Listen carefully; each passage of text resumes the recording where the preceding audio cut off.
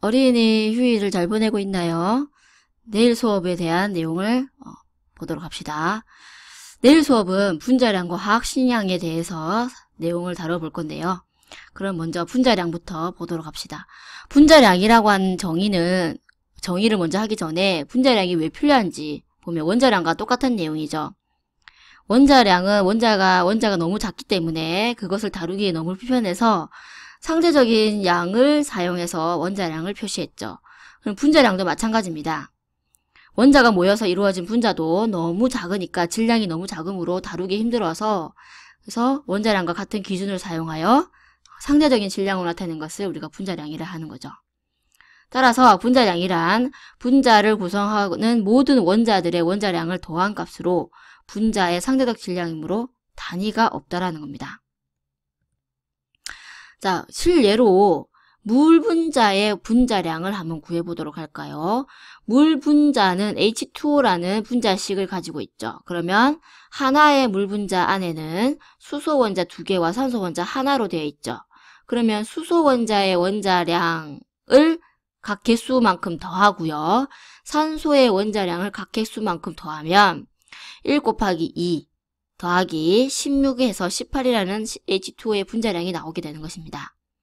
여기서 1이라고 하는 것은 수소의 원자량을 얘기하고 2라고 하는 것은 수소의 원자의 개수죠.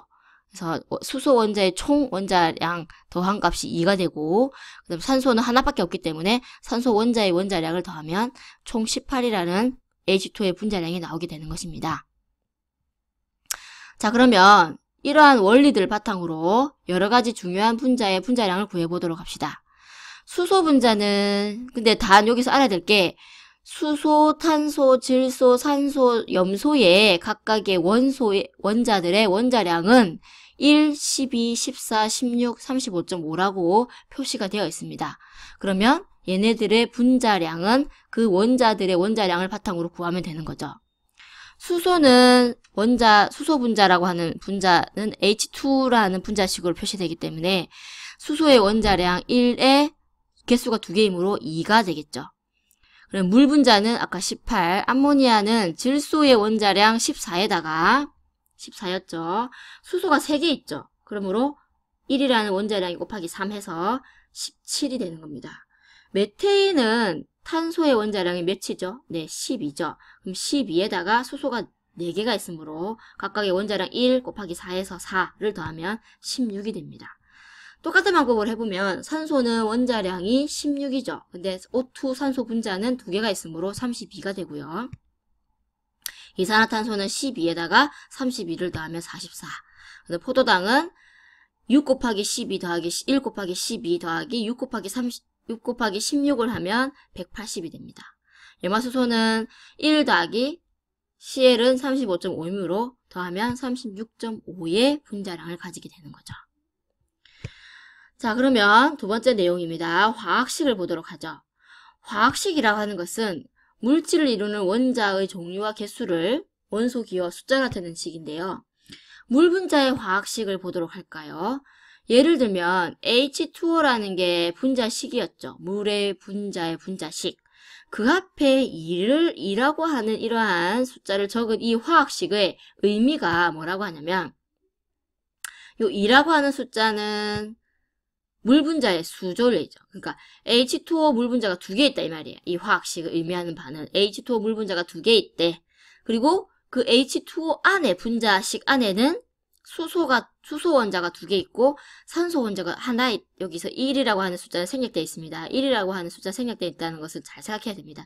0이 아니죠. 1이라는 거죠. 그러므로 수소 H2O라는 물 분자 안에는 수소 원자 2개와 산소 원자 1개가 들어있다라는 거야 라고 이 화학식이 우리한테 설명해 주고 있다라는 겁니다.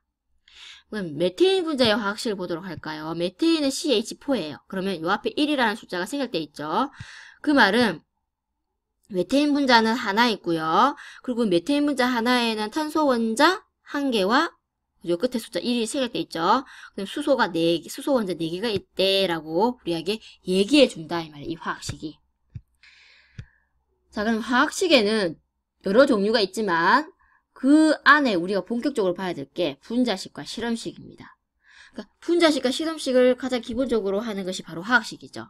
그러니까 화학식 안에는 분자식도 있고 실험식이 있고요. 뭐 다른 식도 있어요. 다른 방법으로 어떤 물질을 표현하는 방법도 있는데 우리가 기본적으로 알아야 될 것은 그 화학식 안에는 분자식과 실험식이 있으며 분자식과 실험식이 어떤 게 분자식과 실험식이 되는 건지를 여러분이 알아야 된다 이 말이에요. 자, 분자식이라고 하는 것은 분자를 이루는 원소의 종류와 개수를 그대로 나타낸 식이에요. 그래서 이것을 분자식이라 하는데 예로서 아세트산 같은 경우에는 CH3COOH이므로 C2H4 미안합니다. 자, 그 다음에 실험식 먼저 보고 하죠. 실험식은 물질을 이루는 원소의 종류와 수를 가장 간단한 정수비로 나타낸 식이에요. 그러니까 실험식은 바로 분자식의 가장 간단한 정수비로 나타낸로 표현된 식이다 이 말이죠. 분자식을 가장 간단한 정수비로 나타내는 것이 실험식이고요. 분자식은 있는 그대로 다 나타낸 것이라는 얘기죠. 그러면 아세트산의 분자식을 한번 구해보면 C2H4O2라는 분자식으로 표현이 됩니다. 포도당은 앞에서 봤지만 C6H12O6죠.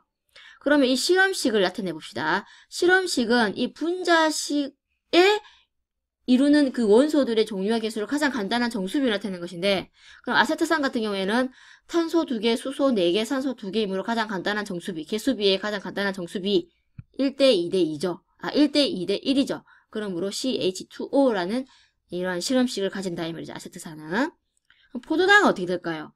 6개, 12개, 6개이므로 가장 간단한 정수비는 1대 2대 1이 되겠죠. 마찬가지로 포도당의 실험식도 CH2O가 된다 이 말이에요.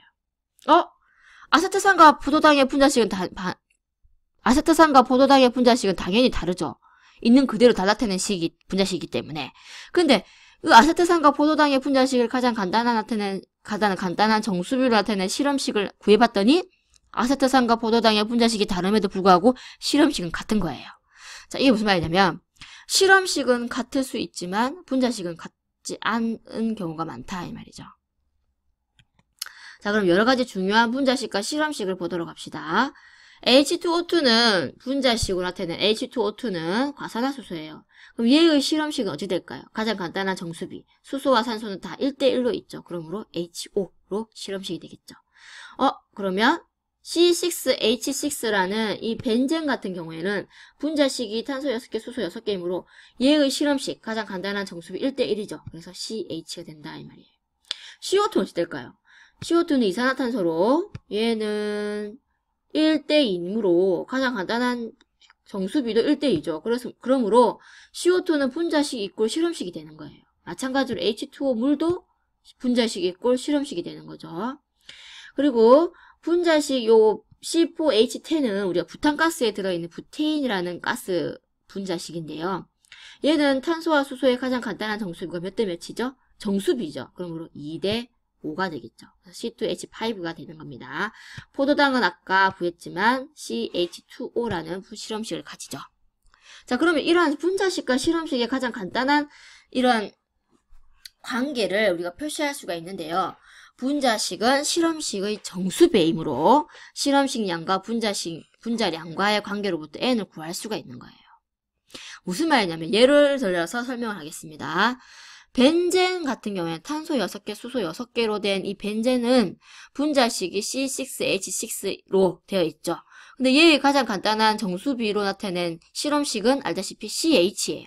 그러면 이 분자식과 이 실험식과의 정수배는 몇 배인 거죠?